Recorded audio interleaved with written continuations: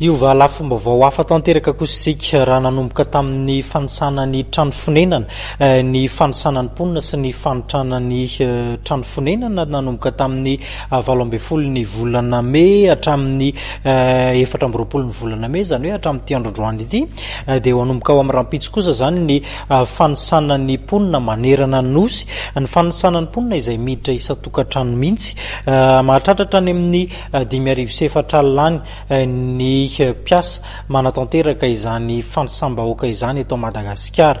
Hoarahantsika ny vaovao mifanandrify amin'izay.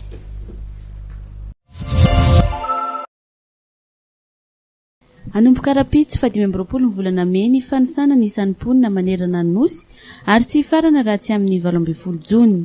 Ny malagasy rehetra manomboka amin'ny zazateraka hatrany amin'ny antitra indrindra no isaina ao an-tokantrano na amperinasa na tsy anasa na lahy na vavy na ireo manana sora-pikoonana na tsy na ireo tsy manan-kialofana ihany koa dia tafiditra ao anatiny izay fanisana ny mponina izany. Afantarana ny isan'ny mponina isaky ny fokontany, commune, district ary manerana ny Nosy moa izao fanisana izao mba afantarana ny isa mazava ahafahana mametraka drafitra mazava ihany koa momba ny fampandrosoana ny Madagasikara.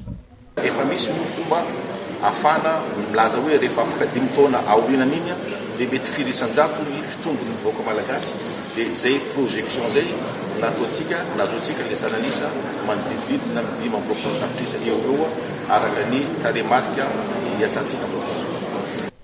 Tamin'ny taona 1370 sy 790 no nisy ny fanisana mponina farany sy ny toeram-ponenana teto Madagasikara izay tokony atao isaky ny 10 taona. Vina avokoa ny fanisana ny mponina ho 15 tapitrisa amin'izao.